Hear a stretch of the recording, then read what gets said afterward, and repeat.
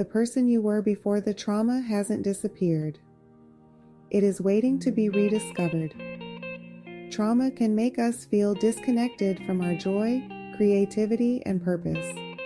But the person you were is still within you, waiting to be reawakened.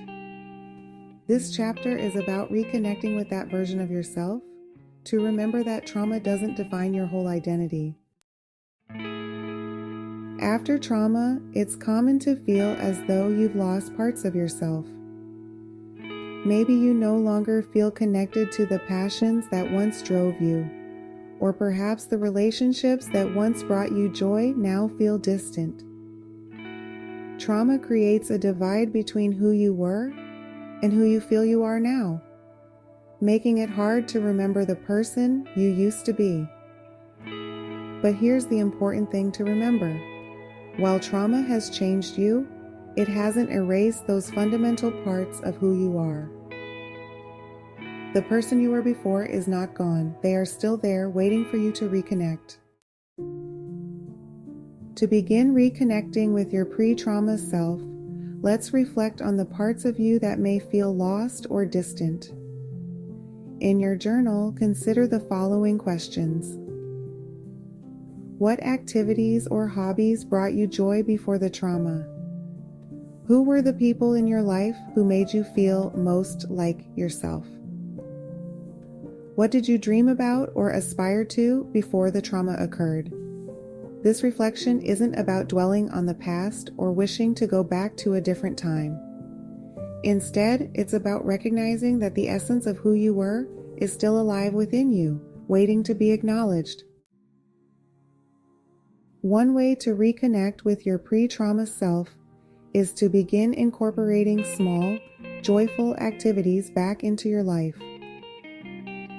These don't have to be grand gestures or life-altering decisions.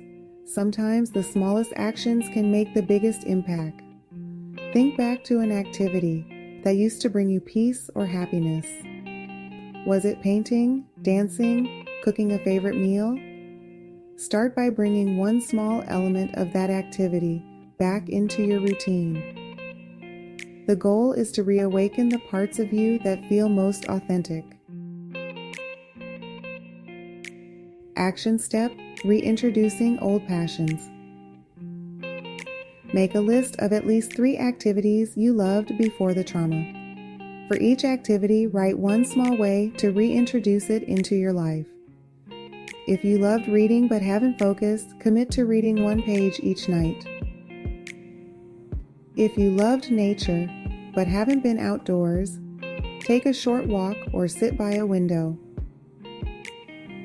These small acts can slowly bring you closer to who you were before. Rebuilding relationships. Trauma can lead to isolation, making it hard to trust others. Reconnecting with others helps you reconnect with yourself. Friends and family can remind you of who you were. They offer support as you heal. Reach out to someone who knew you before. Reconnecting can remind you of your true self. Take time to reflect on your journey. Seek out support groups or therapy to help rebuild trust. Healing is a process, and relationships play a crucial role. Engage in activities that bring you peace and joy. Gratitude and laughter can strengthen bonds and aid in healing. Action step: Reaching out. Reflect on the relationships in your life. Is there someone from your past you feel comfortable reconnecting with? This could be an old friend, a family member, or a mentor.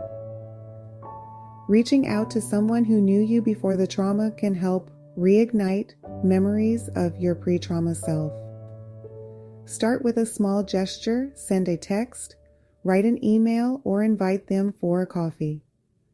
The goal is to reconnect with the support network that existed before the trauma, allowing you to feel more grounded in your identity. Rediscovering your purpose. Trauma clouds our sense of purpose. It makes us question what we care about and what drives us. Purpose is essential for healing. giving us a reason to move forward. Reconnect by finding meaning in your experiences and passions. Shape the life you want now, with intention and clarity. Exercise crafting your purpose statement. In this exercise, I invite you to write a purpose statement for your life moving forward. This statement should reflect both who you were before the trauma and who you are becoming as you heal. Ask yourself, what do I want to stand for in this world? What are the things that matter most to me? How can I use my experiences to help myself and others? Your purpose statement can be as simple or as detailed as you want. The key is to create something that reminds you of the core values and passions that make you who you are. Conclusion of Chapter 5. Reconnecting with who you were before the trauma is not about denying what has happened. It's about remembering that the core of who you are, the parts of you that bring joy, creativity, and purpose, are still very much alive within you.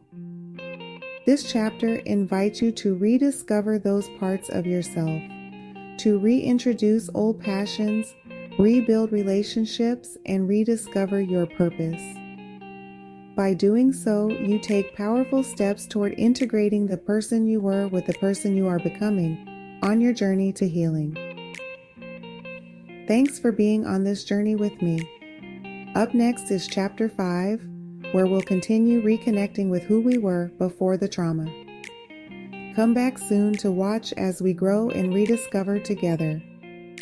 Comment, share, and like to support the channel and each other along the way.